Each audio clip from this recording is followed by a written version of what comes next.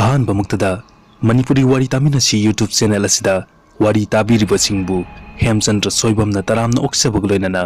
ꯅꯣꯂꯨꯛꯅ ꯈꯨꯔꯨꯝꯖꯔꯤ꯫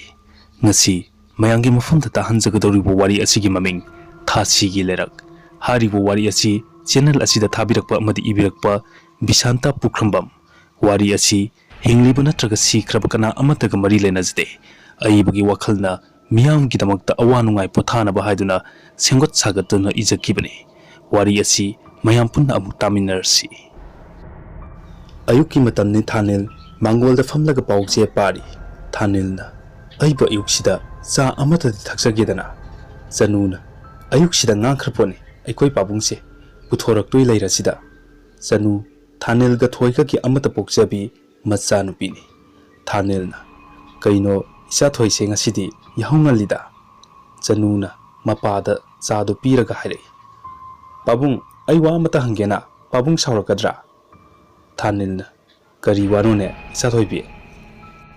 ꯄꯥꯕꯨꯡ ꯏꯃꯥꯅ ꯍꯥꯏꯔꯤꯕ ꯑꯩꯈꯣꯏꯒꯤ ꯌꯨꯝ ꯑꯃ ꯑꯥ ꯈꯨꯡꯒꯪꯗ ꯂꯩ ꯍꯥꯏꯌꯦ ꯆꯨꯝꯕ꯭ꯔꯥ ꯄꯥꯕꯨꯡ?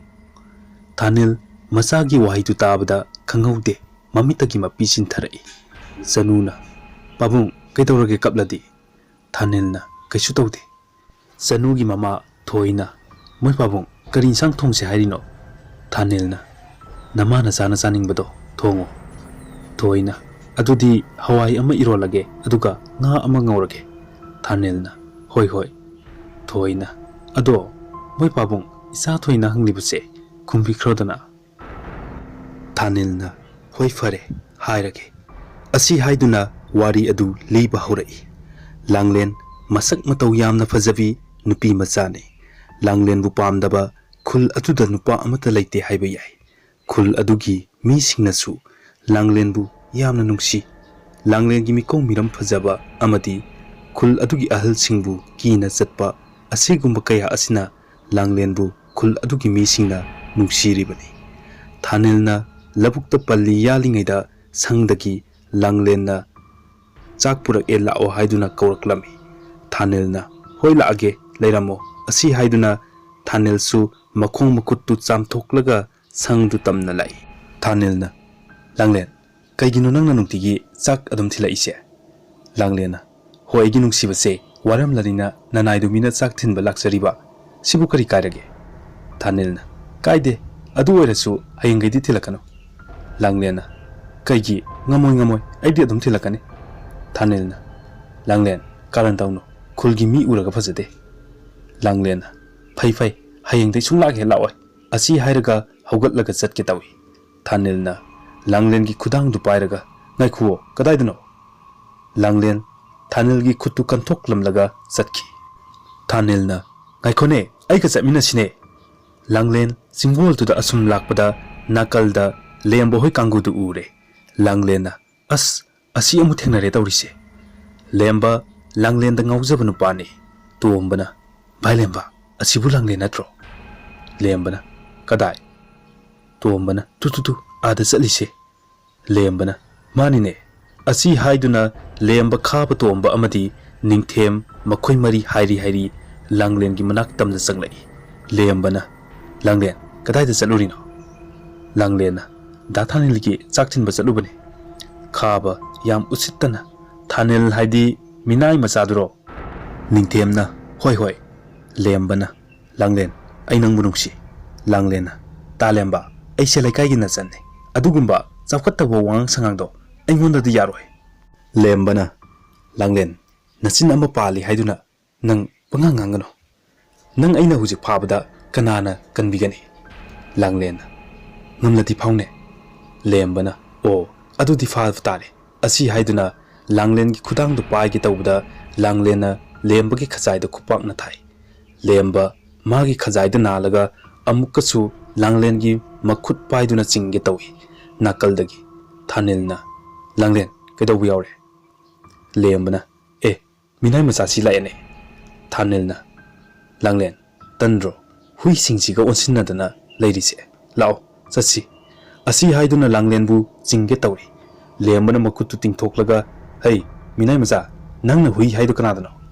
ꯊꯥꯅꯤꯜꯅ ꯇꯤꯜꯂꯒ ꯇꯥꯛꯈꯣ ꯍꯥꯏꯕ꯭ꯔꯣ? ꯈꯥꯕꯅ ꯃꯤꯅꯥꯏ ꯃꯆꯥ ꯅꯊꯋꯥꯏꯗꯣ ꯃꯥꯡꯅꯤꯡꯗ꯭ꯔꯗꯤ ꯅꯨꯄꯤꯁꯤ ꯊꯝꯂꯝꯂꯒ yamna thuna satko Thanil sauningba heman khraduna khabagi mamaida kinna thin lembaga Thanil ga ngahektang namna rei langlena da Thanil tolose asi haiduna Thanil bu chingthoki Thanil na matung munaw amuk hanna singnaraklaba na thwaidu mangadabni asi hairaga amukachu lemda kauksilami lemboi kangusu Thanil na purambagi taraga leiri lemba hagolaklaga minai masa nangbudi aina lemna tharoi asi haiduna lemba numitudagi langlen amadi Thanil bu singnaki khongthang kuding senaki Thanil amadi langlen pisak piklingaidagi luna tinajarakpani Thanil na langlen bu nungsijarakpani adubu hojik phawba nungsi haina phongdoktri langlen su adumangai adubu nupi oibigi mapokta pok lubana Thanil bu nungsi haina phongdokpa ngamlamde matamgi ichel haibaduni hojikti thamoi anidu leiba ngamnaraktre nongmadi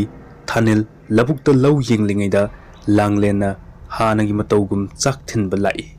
langlen ngasidi hanaga manade maithongdu momon noklaga langlena da Thanil karo Thanilna hoi laage Thanilna langlen ngasidi kai jangno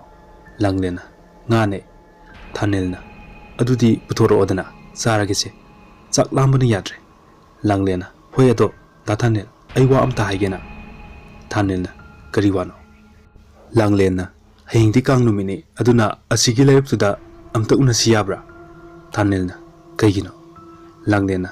ai da Thanilda thamoigi oiba wa khara haininge adugine Thanil sak sarambadu chapleplaga langlenda yenglaga harai kari wano hoji haibu yadabro langlena mina hayeng haige hairaga Thanilna ho fare fare ado aisu nangonda thamoigi oiba wa haigadable aisu hayeng hairage langlena ai amuk chalage asi haiduna langlen prap chatki nongalaba matung kanggi mi kaya ama koiba lai numidang wairangi matamda Thanil langlen lakpa ngairi ngahak leiraga langlen su yorokle langlena da Thanil kayang kuiragi lakpa Thanilna ngayak ore Thanil ga langlen ga su ngasidi hanaga manade thamoi anidu ngasidi matum marang hauri Thanil mathanta machinda murum sole karino pinone ngahangedi machin yamda kanbare kainu ngasidi wa amata ka haidrisina langlen su machinda soli karino pano khangde magi wadu ko khairakede as masinu pasi oiraroi ai hekta hairage Thanil su masinu pisi oiraroi ai hekta hairage Thanilna kainone makhoi animak amukta da punna haiminaki langlen mamaidu ngaksang ngangi ikaibuna su loire anidu Thanilna langlen nangi wado hana hero langlena dagido hana hero Thanilna nangi hana hero langlena tali nangi hana hero Thanilna hoi fare hairage langlen matang kuina dagi aina nangbu khanjarakpani adubu ngasidi thamoise leiba ngamlaktre langlen ai nangbu thamoise na nungsi langlen su da Thanil ai su nangbu nungsi Thanilna langlen se aingonda yenglo langlen tapna Thanilda yenglai langlen Thanilda adumna yenglakpa matamda khanghaudana Thanilgi tunglomdagi sei amana sapu kanna tharaki Thanil leimaida gyan manglaga taki mikup khara leiraga Thanil gyan tarai Thanilna gyan tarakpa matamdadi magi makhut amadi machin adu punchillaga leirami Thanilgi mitmang maktada lembana langlenbu sarak tambiri Thanil makhol thokna kapchabdi ngamjada mamittagi mapi tan kapli lembana langlengi manakta tapna changlklaga lembagi furitki kudamdu lawthoklaga ningthem khaba amadi tomba makhoi maridu nokli Thanilgi mitmang maktada langlenbu nupi oibigi ikai khumnaba manganbiki Thanilna lembada mangak adu hairaga nakhoi adumna tawganu haibugum mangak tu hairi lembana langlenbu nupi oibigi ikai khumnaba manghallaba matung ningthem tomba amadi khaba makhoi ahumna hanjin langlenbu sarak tambiki langlen hairei aina sikrabsu nakhoi aina kari tawrakpagi haibdo namit thitna yengo lembana langlenda noklaga nangla kaidawduiba asi hairaga langlengi manakta taba chai amana langlengi makokta thongki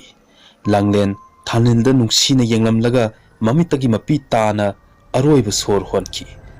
ꯑꯉꯥꯎꯕꯒ ꯄꯥꯡꯈꯛ ꯑꯣꯏꯔꯕ ꯊꯥꯅꯦꯜꯕꯨ ꯂꯦꯝꯕ ꯅꯤꯡꯊꯦꯝ ꯇꯣꯝꯕ ꯑꯃꯗꯤ ꯈꯥꯕ ꯃꯈꯣꯏ ꯃꯔꯤꯅ ꯊꯥꯅꯦꯜꯕꯨ ꯐꯨꯕ ꯌꯥꯕ ꯐꯨꯔꯒ ꯊꯥꯅꯦꯜ ꯑꯃꯗꯤ ꯂꯥꯡꯂꯦꯟꯕꯨ ꯂꯩꯔꯛꯇꯨꯗ ꯍꯨꯟꯗꯣꯛꯂꯝꯈꯤ꯫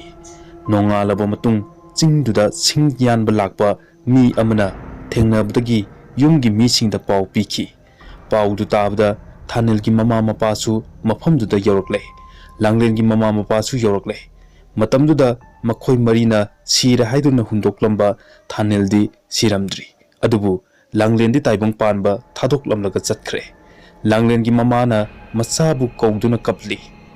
"ꯏꯕꯦꯝꯃ, ꯏꯆꯥꯅ ꯀꯅꯥꯗ ꯀꯔꯤ ꯂꯥꯜꯂꯨꯕꯒꯤ ꯏꯆꯥꯕꯨ ꯑꯁꯨꯛ ꯇꯝꯊꯤꯅ ꯍꯥꯠꯄꯤꯔꯝꯂꯤꯕꯅꯣ?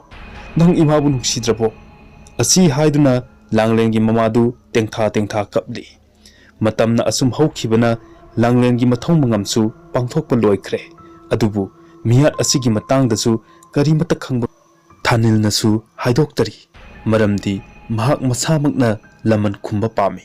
ꯅꯣꯡꯃ ꯊꯥꯅꯦꯜꯅ ꯂꯧꯕꯨꯛꯇꯒꯤ ꯀꯥꯔꯛꯄꯗ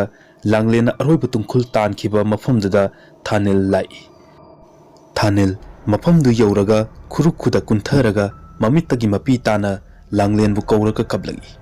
"ꯂꯥꯡꯂꯦꯟ, ꯃꯐꯝꯁꯤꯗꯅꯤꯀꯣ ꯅꯪꯒ ꯑꯩꯒ ꯀꯥꯏꯅꯈꯤꯕ? ꯂꯥꯡꯂꯦꯟ, ꯅꯪ ꯑꯩꯅ ꯀꯧꯕꯁꯤ ꯇꯥꯔꯒꯗꯤ ꯑꯩꯒꯤ ꯃꯤꯠꯃꯥꯡꯁꯤꯗ ꯑꯃꯨꯛꯇꯗꯤ ꯊꯣꯛꯂꯛꯎꯕ." ꯑꯁꯨꯝꯅ ꯊꯥꯅꯦꯜ ꯀꯞꯂꯤ꯫ ꯊꯥꯅꯦꯜꯅ ꯑꯗꯨꯝꯅ ꯀꯞꯂꯤꯉꯩꯗ ꯅꯥꯀꯜꯗꯒꯤ ꯅꯨꯡꯁꯤꯔꯕ ꯈꯣꯟꯖꯦꯜ ꯑꯃꯗ ꯀꯧꯔꯛꯏ, "ꯗꯥ ꯊꯥꯅꯦꯜ." ꯊꯥꯅꯦꯜ ꯈꯣꯟꯖꯦꯜꯗꯨ ꯇꯥꯕꯗ ꯃꯥꯏꯀꯩ ꯈꯪꯗꯅ ꯌꯦꯡꯂꯤ꯫ ꯊꯥꯅꯦꯜ ꯉꯥꯏꯍꯥꯛ ꯌꯦꯡꯂꯝꯂꯒ ꯆꯠꯄ ꯍꯧꯔꯛꯏ꯫ ꯊꯥꯅꯦꯜꯅ ꯑꯁꯨꯝꯅ ꯆꯠꯄ ꯍꯧꯔꯛꯄꯗ ꯇꯨꯡꯂꯣꯝꯗꯒꯤ ꯃꯤ ꯑꯃꯅ ꯏꯟꯅꯔꯛꯄꯒꯨꯝ ꯇꯧꯔꯤ꯫ ꯊꯥꯅꯦꯜ ꯆꯞ ꯂꯦꯞꯂꯒ ꯇꯨꯡꯂꯣꯝꯗ ꯌꯦꯡꯂꯛꯏ, ꯑꯗꯨꯕꯨ ꯀꯅꯥꯁꯨ ꯂꯩꯔꯝꯗꯦ꯫ ꯊꯥꯅꯦꯜ ꯃꯁꯥꯗ ꯆꯤꯡꯅꯕ ꯍꯦꯜꯂꯛꯄꯗꯨꯗ ꯈꯣꯡꯂꯩ ꯊꯨꯅ ꯄ꯭ꯔꯞ ꯄ꯭ꯔꯞ ꯆꯠꯈꯤ꯫ ꯊꯥꯅꯦꯜꯅ ꯌꯨꯝ ꯌꯧꯔꯕ ꯃꯇꯨꯡ ꯉꯥꯏꯍꯥꯛ ꯋꯥꯈꯜ ꯈꯜꯂꯤ꯫ ꯊꯥꯅꯦꯜꯅ, "ꯀꯩꯅꯣ ꯉꯁꯥꯏꯒꯤ ꯈꯣꯟꯖꯦꯜꯗꯨꯅ ꯀꯅꯥꯒꯤ? ꯑꯗꯨꯒ ꯑꯩꯒꯤ ꯇꯨꯡꯗ ꯏꯟꯅꯔꯛꯂꯤꯗꯨꯅ ꯀꯔꯤ?" ꯊꯥꯅꯦꯜ ꯃꯥꯒꯤ ꯐꯃꯨꯡꯗ ꯂꯣꯡꯅ ꯍꯤꯞꯊꯔꯒ ꯋꯥꯈꯜ ꯉꯥꯏꯍꯥꯛ ꯈꯜꯂꯤ꯫ ꯂꯥꯡꯂꯦꯟꯅ, "ꯗꯥ ꯊꯥꯅꯦꯜ, ꯅꯪ ꯑꯩꯕꯨ ꯀꯤꯔꯤꯕ ꯀꯔꯤꯒꯤꯅꯣ? ꯅꯪ ꯑꯩꯕꯨ ꯅꯨꯡꯁꯤ ꯍꯥꯏꯈꯤꯕꯗꯥꯏꯅꯤ? ꯅꯪ ꯑꯩꯕꯨ ꯑꯁꯦꯡꯕ ꯅꯨꯡꯁꯤꯕ ꯇꯥꯔꯕꯗꯤ ꯍꯌꯦꯡ ꯑꯌꯨꯛ ꯅꯣꯡꯉꯥꯜꯂꯝꯗꯥꯏꯗ ꯏꯕꯥꯅꯤꯒꯤ ꯊꯧꯗꯣꯛ ꯊꯣꯛꯐꯝꯗꯨꯗ ꯗꯥ ꯊꯥꯅꯦꯜ ꯅꯊꯟꯗ ꯂꯥꯛꯑꯣ." ꯊꯥꯅꯦꯜ ꯂꯥꯡꯂꯦꯟꯕꯨ ꯀꯧꯔꯒ ꯍꯧꯒꯠꯂꯛꯏ꯫ ꯃꯇꯝꯗꯨꯗ ꯊꯥꯅꯦꯜꯒꯤ ꯃꯃꯥꯁꯨ ꯆꯦꯟꯁꯤꯜꯂꯛꯏ꯫ ꯊꯥꯅꯦꯜꯒꯤ ꯃꯃꯥꯅ, "ꯏꯕꯨꯡꯉꯣ, ꯀꯩꯗꯧꯔꯦ?" ꯊꯥꯅꯦꯜ, "ꯀꯩꯁꯨ ꯇꯧꯗꯦ ꯏꯃꯥ." ꯃꯃꯥꯅ, "ꯐꯔꯦ ꯐꯔꯦ, ꯏꯃꯥꯗꯤ ꯄꯥꯈꯠꯂꯨꯔꯦ, ꯇꯨꯝꯃꯣ ꯇꯨꯝꯃꯣ." ꯊꯥꯅꯦꯜꯅ, "ꯍꯣꯏ ꯏꯃꯥ." ꯅꯨꯡꯁꯤꯕꯒꯤ ꯃꯩꯆꯥꯛꯅ ꯉꯥꯎꯔꯕ ꯊꯥꯅꯦꯜꯅ, "ꯂꯥꯡꯂꯦꯟ, ꯑꯩ ꯁꯣꯏꯗꯅ ꯂꯥꯛꯀꯅꯤ. ꯑꯩ ꯅꯪꯕꯨ ꯊꯃꯣꯏ ꯁꯦꯡꯅ ꯅꯨꯡꯁꯤꯌꯦ." ꯊꯥꯅꯦꯜ ꯃꯁꯥꯗ ꯑꯀꯤꯕ ꯍꯥꯏꯕꯗꯣ ꯂꯩꯇ꯭ꯔꯦ꯫ ꯅꯣꯡ ꯈꯔ ꯈꯔ ꯉꯥꯜꯂꯛꯄ ꯄꯨꯡ 3 ꯇꯥꯔꯛ ꯊꯥꯅꯦꯜ ꯂꯥꯡꯂꯦꯟꯒꯤ ꯊꯧꯗꯣꯛ ꯊꯣꯛꯐꯝꯗꯨꯗ ꯂꯥꯛꯏ꯫ ꯊꯥꯅꯦꯜꯅ ꯑꯁꯨꯝ ꯂꯥꯛꯄꯗ ꯃꯥꯒꯤ ꯇꯨꯡꯗ ꯃꯤ ꯑꯃꯅ ꯏꯟꯅꯔꯛꯄꯒꯨꯝ ꯇꯧꯔꯤ꯫ ꯊꯥꯅꯦꯜꯅ ꯍꯜꯂꯒ ꯌꯦꯡꯂꯨꯕꯗꯁꯨ ꯀꯅꯥꯁꯨ ꯂꯩꯔꯝꯗꯦ꯫ ꯑꯁꯨꯝ ꯂꯥꯛꯄꯅ ꯍꯧꯖꯤꯛꯇꯤ ꯌꯧꯔꯦ꯫ ꯊꯥꯅꯦꯜꯅ, "ꯂꯥꯡꯂꯦꯟ, ꯑꯩ ꯂꯥꯛꯑꯦ. ꯅꯪꯕꯨ ꯀꯗꯥꯏꯗ ꯂꯩꯒꯦ? ꯑꯩꯒꯤ ꯃꯤꯠꯃꯥꯡꯁꯤꯗ ꯑꯃꯨꯛꯇꯗꯤ ꯊꯣꯛꯂꯛꯑꯣ." ꯊꯥꯅꯦꯜ ꯈꯨꯔꯨ ꯈꯨꯗ ꯀꯨꯟꯊꯔꯒ ꯂꯥꯡꯂꯦꯟꯕꯨ ꯀꯧꯗꯨꯅ ꯄꯦꯟꯅ ꯀꯞꯂꯤ꯫ ꯊꯥꯅꯦꯜ ꯑꯁꯨꯝ ꯀꯞꯂꯤꯉꯩꯗ ꯇꯨꯡꯂꯣꯝꯗꯒꯤ ꯅꯨꯡꯁꯤꯔꯕ ꯈꯣꯟꯖꯦꯜ ꯑꯃꯗ ꯑꯁꯨꯝꯅ ꯀꯧꯔꯛꯏ꯫ ꯂꯥꯡꯂꯦꯟꯅ, "ꯗꯥ ꯊꯥꯅꯦꯜ, ꯑꯩ ꯁꯤꯗ ꯂꯩꯌꯦ." ꯊꯥꯅꯦꯜ ꯈꯣꯟꯖꯦꯜꯗꯨꯒꯤ ꯃꯥꯏꯀꯩꯗ ꯃꯃꯥꯏ ꯂꯩꯊꯣꯛꯂꯒ ꯌꯦꯡꯂꯛꯏ꯫ ꯊꯥꯅꯦꯜꯅ ꯑꯁꯨꯝꯅ ꯌꯦꯡꯂꯛꯄꯗ ꯍꯧꯖꯤꯛꯇꯤ ꯎꯔꯦ ꯂꯥꯡꯂꯦꯟꯒꯤ ꯁꯛꯇꯝ꯫ ꯊꯥꯅꯦꯜ ꯂꯥꯡꯂꯦꯟꯕꯨ ꯍꯦꯛ ꯎꯕ ꯃꯤꯀꯨꯞꯇ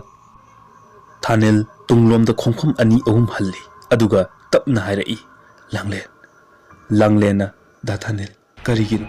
ꯅꯪꯅ ꯑꯩꯕꯨ ꯀꯤꯔꯤꯕ? ꯀꯤꯒꯅꯨ, ꯑꯩ ꯅꯪꯒꯤ ꯂꯥꯡꯂꯦꯟꯅꯦ." "ꯑꯗꯨꯒ ꯀꯔꯤꯒꯤꯅꯣ ꯗꯥ ꯊꯥꯅꯦꯜꯅ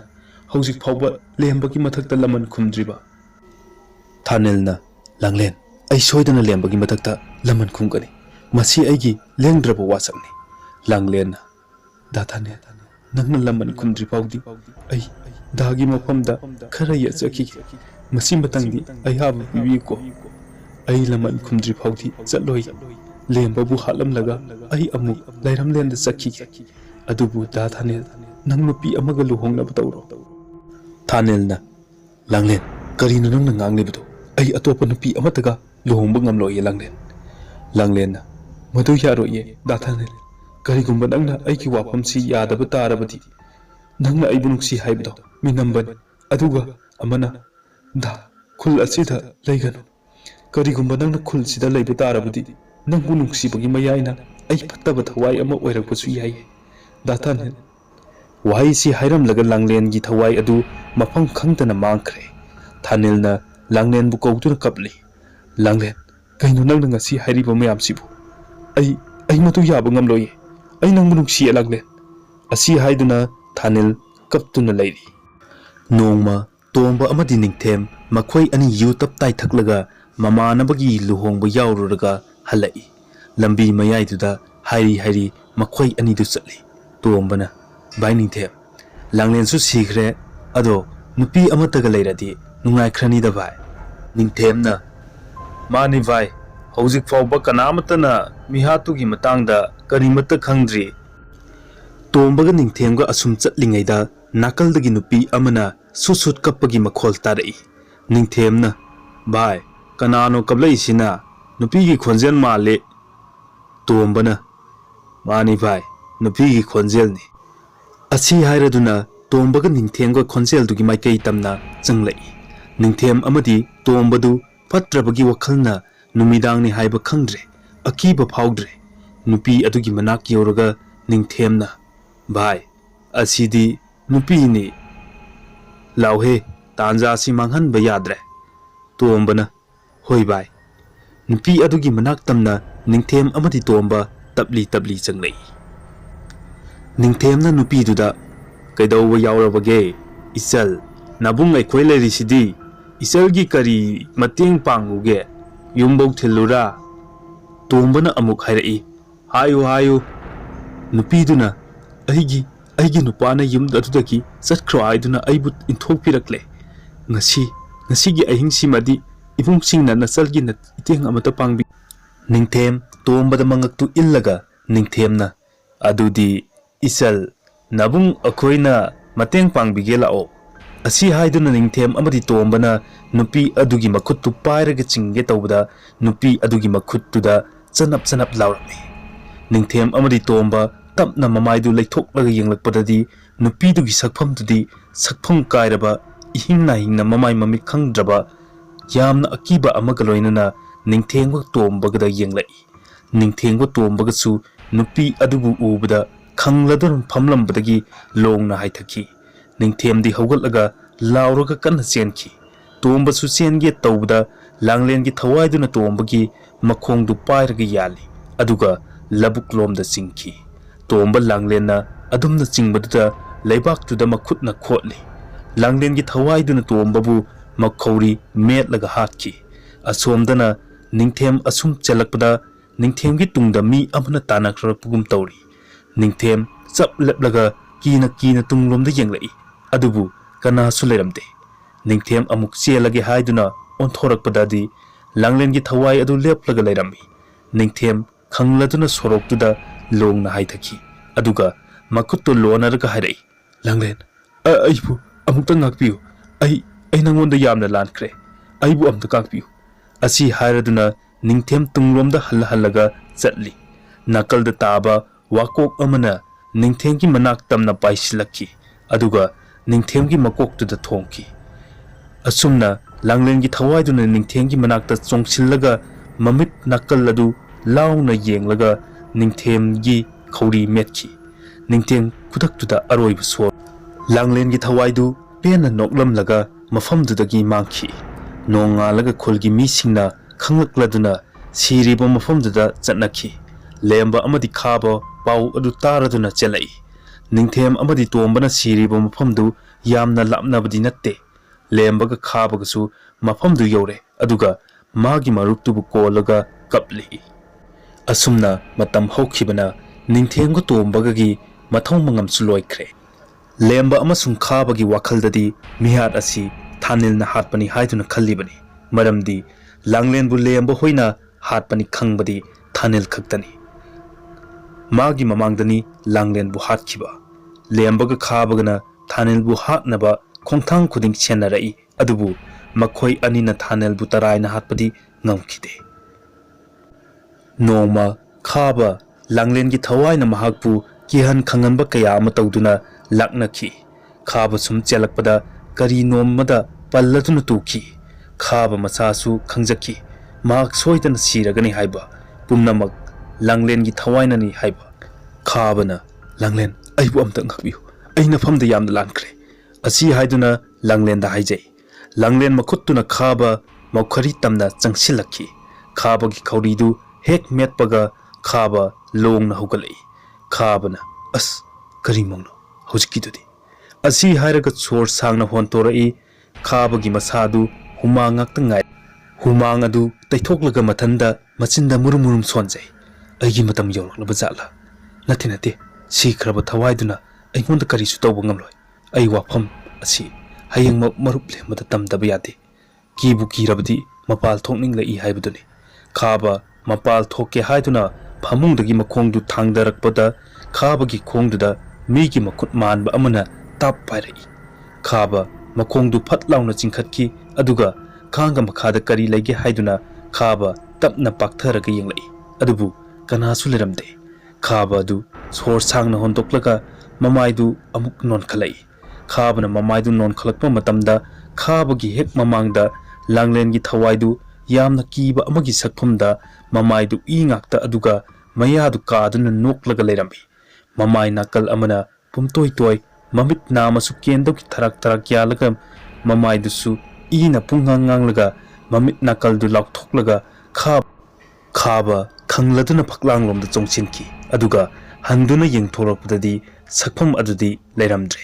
ꯈꯥꯕ ꯃꯃꯤꯠ ꯑꯗꯨ ꯍꯣꯏ-ꯍꯣꯠ ꯑꯣꯠꯂꯒ ꯌꯦꯡꯂꯛꯏ꯫ ꯑꯁꯨꯝ ꯌꯦꯡꯂꯛꯄꯗ ꯀꯅꯥꯁꯨ ꯂꯩꯔꯝꯗꯦ꯫ ꯈꯥꯕꯒꯤ ꯅꯥꯀꯜꯗꯒꯤ ꯁꯣꯔ ꯆꯥꯎꯅ ꯍꯣꯟꯕꯒꯤ ꯃꯈꯣꯜ ꯑꯃ ꯇꯥꯔꯛꯏ꯫ ꯈꯥꯕꯁꯨ ꯇꯞꯅ ꯂꯩꯊꯣꯛꯂꯒ ꯌꯦꯡꯂꯛꯄꯗꯗꯤ ꯂꯥꯡꯂꯦꯟꯒꯤ ꯊꯋꯥꯏꯗꯨ ꯐꯝꯂꯒ ꯂꯩꯔꯝꯃꯤ꯫ ꯈꯥꯕ ꯆꯦꯟꯒꯦ ꯇꯧꯕꯗ ꯂꯥꯡꯂꯦꯟꯒꯤ ꯊꯋꯥꯏꯗꯨꯅ ꯐꯥꯈꯤ꯫ ꯈꯥꯕꯅ "ꯂꯥꯡꯂꯦꯟ, ꯑꯩꯕꯨ ꯑꯝꯇ ꯉꯥꯛꯄꯤꯌꯨ꯫ ꯑꯩ ꯅꯪꯒꯤ ꯅꯐꯝꯗꯨ ꯌꯥꯝꯅ ꯂꯥꯟꯈ꯭ꯔꯦ." ꯑꯁꯤ ꯍꯥꯏꯗꯨꯅ ꯈꯥꯕꯗꯨ ꯀꯞꯂꯛꯏ꯫ ꯂꯥꯡꯂꯦꯟꯅ ꯑꯀꯤꯕ ꯈꯣꯟꯖꯦꯜ ꯑꯃꯗ ꯅꯣꯛꯂꯒ ꯈꯥꯕꯒꯤ ꯃꯁꯥꯗ ꯂꯥꯡꯂꯦꯟꯒꯤ ꯊꯋꯥꯏꯗꯨ ꯆꯪꯈꯤ꯫ ꯈꯥꯕ ꯐꯃꯨꯡꯗꯒꯤ ꯆꯣꯡꯊꯔꯛꯂꯒ ꯆꯥꯛꯈꯨꯝꯂꯣꯝꯗ ꯆꯪꯈꯤ, ꯑꯗꯨꯒ ꯊꯥꯡ ꯑꯃ ꯄꯥꯏꯔꯒ ꯈꯥꯕ ꯃꯁꯥꯗ ꯊꯥꯡꯗꯨꯅ ꯊꯤꯟꯒꯦ ꯇꯧꯏ꯫ ꯃꯇꯝꯗꯨꯗ ꯊꯋꯥꯏ ꯑꯗꯨ ꯈꯥꯕꯒꯤ ꯃꯁꯥꯗꯒꯤ ꯑꯃꯨꯛ ꯊꯣꯛꯈꯤ꯫ ꯂꯥꯡꯂꯦꯟꯒꯤ ꯊꯋꯥꯏꯗꯨꯅ ꯈꯥꯕꯗ ꯃꯨꯟꯅ ꯌꯦꯡꯂꯛꯏ꯫ ꯈꯥꯕ ꯃꯁꯥꯅ ꯄꯥꯏꯔꯤꯕ ꯊꯥꯡ ꯑꯗꯨꯅ ꯃꯁꯥꯒꯤ ꯃꯉꯛꯇ ꯂꯦꯜꯂꯤ꯫ ꯃꯉꯛꯇ ꯈꯔ ꯂꯦꯜꯂꯒ ꯑꯃꯨꯛ ꯃꯁꯥꯗ ꯊꯤꯟꯈꯤ꯫ ꯈꯥꯕ ꯑꯃꯨꯛꯇꯪ ꯂꯥꯎꯔꯝꯂꯒ ꯃꯐꯝ ꯑꯗꯨꯗ ꯑꯔꯣꯏꯕ ꯁꯣꯔ ꯍꯣꯟꯈꯤ꯫ ꯅꯣꯡꯉꯥꯜꯂꯒ ꯄꯥꯎ ꯑꯗꯨ ꯂꯦꯝꯕꯁꯨ ꯇꯥꯔꯦ꯫ ꯂꯦꯝꯕ ꯈꯥꯕꯒꯤ ꯌꯨꯝꯗ ꯂꯥꯛꯏ꯫ ꯈꯥꯕꯒꯤ ꯀꯥꯗ ꯍꯦꯛ ꯆꯪꯕꯒ ꯈꯥꯕꯅ ꯂꯩꯔꯝꯂꯤꯕ ꯐꯤꯚꯝ, ꯁꯤꯔꯝꯂꯤꯕ ꯈꯨꯠꯁꯤꯗꯨ ꯌꯦꯡꯍꯩꯗ꯭ꯔꯦ꯫ ꯂꯦꯝꯕ ꯈꯥꯕꯕꯨ ꯀꯣꯜꯂꯒ ꯀꯞꯂꯤ꯫ ꯍꯟꯇꯛ ꯈꯨꯜꯁꯤꯗ ꯊꯪꯅ ꯊꯪꯅꯅ ꯃꯤ ꯀꯌꯥ ꯁꯤꯔꯛꯂꯤꯕꯁꯦ, ꯀꯅꯥꯅ ꯀꯔꯤꯒꯤ ꯍꯥꯠꯂꯤꯕꯅꯣ ꯍꯥꯏꯕꯁꯦ ꯈꯪꯕ ꯉꯝꯂꯝꯗꯦ꯫ ꯑꯗꯨꯅ ꯈꯨꯜꯒꯤ ꯃꯤꯁꯤꯡꯁꯨ ꯂꯩꯕ ꯀꯤꯔꯛꯄꯗꯒꯤ ꯌꯨꯝ ꯊꯥꯗꯣꯛꯂꯒ ꯆꯦꯟꯈꯤꯕꯁꯨ ꯌꯥꯎꯔꯦ꯫ ꯁꯣꯝꯗꯅ ꯂꯥꯡꯂꯦꯟꯅ "ꯗꯥ ꯊꯥꯅꯦꯜ" ꯑꯁꯤ ꯍꯥꯏꯗꯨꯅ ꯅꯨꯡꯁꯤꯔꯕ ꯈꯣꯟꯖꯦꯜ ꯑꯃꯗ ꯊꯥꯅꯦꯜꯕꯨ ꯀꯧꯔꯛꯏ꯫ ꯊꯥꯅꯦꯜꯅ "ꯂꯥꯡꯂꯦꯟ" ꯑꯁꯤ ꯍꯥꯏꯔꯒ ꯂꯣꯡꯅ ꯍꯧꯒꯠꯂꯛꯏ꯫ ꯊꯥꯅꯦꯜ ꯐꯃꯨꯡꯗꯒꯤ ꯀꯨꯝꯊꯔꯒ ꯊꯣꯡꯗꯨ ꯍꯥꯡꯂꯒ ꯃꯥꯡꯒꯣꯜꯗ ꯊꯣꯛꯂꯛꯏ꯫ ꯊꯥꯅꯦꯜꯅ ꯃꯥꯡꯒꯣꯜꯗ ꯍꯦꯛ ꯀꯥꯟꯊꯣꯔꯛꯄꯒ ꯁꯨꯃꯥꯡꯗ ꯑꯉꯧꯕ ꯐꯤꯖꯣꯜꯅ ꯅꯨꯄꯤ ꯑꯃ ꯂꯦꯞꯂꯒ ꯂꯩꯕꯗꯨ ꯎꯔꯦ꯫ ꯊꯥꯅꯦꯜ ꯁꯨꯃꯥꯡꯗ ꯀꯨꯝꯊꯔꯛꯏ, ꯑꯗꯨꯒ ꯍꯥꯏꯔꯛꯏ, "ꯂꯥꯡꯂꯦꯟ." ꯂꯥꯡꯂꯦꯟꯅ "ꯗꯥ ꯊꯥꯅꯦꯜ, ꯑꯩ ꯅꯪꯒꯤ ꯃꯇꯦꯡ ꯑꯃ ꯄꯥꯝꯃꯦ." ꯊꯥꯅꯦꯜꯅ "ꯍꯥꯏꯌꯨ ꯂꯥꯡꯂꯦꯟ." ꯂꯥꯡꯂꯦꯟꯅ "ꯍꯌꯦꯡ ꯊꯥꯁꯤ ꯅꯨꯃꯤꯠ ꯑꯁꯤꯗ ꯂꯦꯝꯕꯕꯨ ꯗꯥ ꯊꯥꯅꯦꯜꯅ ꯂꯩꯔꯛꯇꯨꯗ ꯄꯨꯔꯛꯑꯣ, ꯑꯗꯨꯒ ꯅꯈꯨꯠ ꯄꯦꯟꯅ ꯂꯃꯟ ꯈꯨꯝꯂꯣ꯫ ꯑꯩ ꯃꯤꯠ ꯄꯦꯟꯅ ꯌꯦꯡꯖꯒꯦ꯫ ꯂꯃꯟ ꯈꯨꯝꯕ ꯂꯣꯏꯔꯒ ꯑꯩꯒꯤ ꯊꯋꯥꯏ ꯑꯁꯦ ꯂꯥꯏꯔꯝꯂꯦꯟꯗ ꯆꯠꯈ꯭ꯔꯒꯦ꯫ ꯂꯦꯝꯕꯕꯨ ꯍꯥꯠꯇꯅ ꯑꯩ ꯂꯥꯏꯔꯝꯂꯦꯟꯗ ꯈꯛ ꯆꯠꯄ ꯉꯝꯂꯣꯏꯌꯦ, ꯗꯥ ꯊꯥꯅꯦꯜ." ꯑꯁꯤ ꯍꯥꯏꯗꯨꯅ ꯂꯥꯡꯂꯦꯟꯗꯨ ꯀꯞꯂꯤ꯫ ꯊꯥꯅꯦꯜꯅ "ꯂꯥꯡꯂꯦꯟ, ꯀꯔꯤꯒꯤ ꯀꯞꯂꯤꯕꯅꯣ? ꯑꯩꯅ ꯂꯦꯝꯕꯕꯨ ꯁꯣꯏꯗꯅ ꯍꯥꯠꯀꯅꯤ." ꯂꯥꯡꯂꯦꯟꯅ "ꯗꯥ ꯊꯥꯅꯦꯜ, ꯑꯩ ꯑꯃꯨꯛ ꯆꯠꯂꯒꯦ." ꯊꯥꯅꯦꯜꯅ "ꯉꯥꯏꯈꯣ ꯂꯥꯡꯂꯦꯟ." ꯑꯁꯤ ꯍꯥꯏꯗꯨꯅ ꯂꯥꯡꯂꯦꯟꯒꯤ ꯃꯅꯥꯛꯇ ꯆꯪꯂꯛꯏ꯫ ꯑꯗꯨꯕꯨ ꯂꯥꯡꯂꯦꯟꯒꯤ ꯊꯋꯥꯏꯗꯨꯗꯤ ꯃꯐꯝ ꯈꯪꯗ꯫ ꯊꯥꯅꯦꯜ ꯃꯈ꯭ꯌꯥꯠꯇꯨ ꯆꯤꯛꯂꯒ "ꯂꯦꯝꯕ, ꯅꯪꯕꯨꯗꯤ ꯑꯩꯅ ꯂꯦꯝꯅ ꯈꯛ ꯊꯥꯔꯣꯏ꯫ ꯑꯩꯒꯤ ꯃꯤꯠꯃꯥꯡꯃꯛꯇꯗ ꯑꯩꯒꯤ ꯊꯋꯥꯏ ꯑꯣꯏꯕꯤ ꯂꯥꯡꯂꯦꯟꯕꯨ ꯅꯪꯅ ꯀꯌꯥꯗ ꯑꯣꯠꯈꯤꯕ, ꯁꯔꯥꯛ ꯇꯝꯈꯤꯕ, ꯃꯗꯨꯒꯤ ꯃꯍꯩ ꯅꯪꯁꯨ ꯍꯌꯦꯡ ꯐꯪꯂꯒꯅꯤ." ꯑꯁꯤ ꯍꯥꯏꯗꯨꯅ ꯊꯥꯅꯦꯜ ꯊꯃꯣꯏ ꯁꯣꯛꯅ ꯀꯞꯂꯤ꯫ ꯊꯥꯅꯦꯜꯅ ꯂꯦꯝꯕꯕꯨ ꯑꯁꯨꯝ ꯁꯦꯟꯅꯔꯛꯏ꯫ ꯅꯣꯡꯃ ꯂꯦꯝꯕ ꯃꯃꯥꯟꯅꯕ ꯍꯣꯏꯗ ꯆꯠꯂꯨꯔꯒ ꯍꯜꯂꯛꯄ ꯃꯇꯝꯅꯤ꯫ ꯂꯦꯝꯕꯅ ꯃꯥꯒꯤ ꯒꯥꯔꯤꯗꯨ ꯊꯧꯔꯛꯏ꯫ ꯅꯣꯡꯁꯨ ꯊꯤꯠꯂꯤ ꯊꯤꯠꯂꯤ ꯇꯥꯏ꯫ ꯂꯝꯕꯤ ꯃꯌꯥꯏꯗꯨꯗ ꯃꯤ ꯑꯃꯒ ꯇꯥꯔꯒ ꯂꯩꯕꯗꯨ ꯎꯔꯦ꯫ ꯂꯦꯝꯕ ꯒꯥꯔꯤꯗꯨ ꯈꯥꯝꯂꯒ ꯇꯥꯔꯤꯕ ꯅꯨꯄꯥ ꯑꯗꯨꯗ ꯀꯅꯥꯅꯣꯅ ꯌꯦꯡꯕ ꯆꯪꯂꯛꯏ꯫ ꯂꯦꯝꯕꯅ ꯅꯨꯄꯥ ꯑꯗꯨꯒꯤ ꯃꯁꯥꯗꯨ ꯄꯥꯏꯒꯦ ꯇꯧꯕꯗ ꯅꯨꯄꯥ ꯑꯗꯨꯅ ꯂꯦꯝꯕꯒꯤ ꯃꯀꯣꯛꯇ ꯆꯩꯅ ꯀꯜꯂꯛꯏ꯫ ꯂꯦꯝꯕ ꯉꯥꯏꯍꯥꯛꯇꯪ ꯃꯀꯣꯛ ꯉꯥꯎꯗꯨꯅ ꯆꯠꯂꯒ ꯂꯩ꯫ नुपा अदुदि कनासु नत्ते थानेलने थानेलना लेम्बगी मखोंदा थौरी अमना पुल्लगा थौरी अदु अमुक गारीदा पुल्लगा लेम्बबु लांगलेनगी थौदोक थोकफमदुदा चिंगलगा पुरई मफमदु यौरगा थानेलना लेम्बदा पुल्लिबा थौरीदु लौथोकलगा लेम्बबु फुबा हौरक्लमी मनाक्ता ताबा चै अमना लेम्बदा कल्लगा हाइरई नंगना अइगे लांगलेनबु अइगे मिटमांगमक्तदा हाटपिखिबा मधुगी लमने लेम्बा मसादु इ ngakta ngaikhre lembana thanel aibu amta ngakpiyo ai yamna lankhre thanelna ngakpiba nakhoina di langlen budi ngakpi khibra asi hairaga thanelna kanna lauraga lembagi makokta chai aduna kanna lemba makhongdu ngahak kauram laga lembana siram daida langlen gi saktam du urai aduga khudakta aroiba sor honki thanel langlen bu kaurai langlen ngasidi ai pele सिरसु यारे लांगलेन मंगान अमग लोइनना उ अमगी मरुमदगी थोगलई थानेल माना पाइरम चैदु थादरम लगा लांगलेन की मनाक्ता चंगलई अदुगा सोके तवे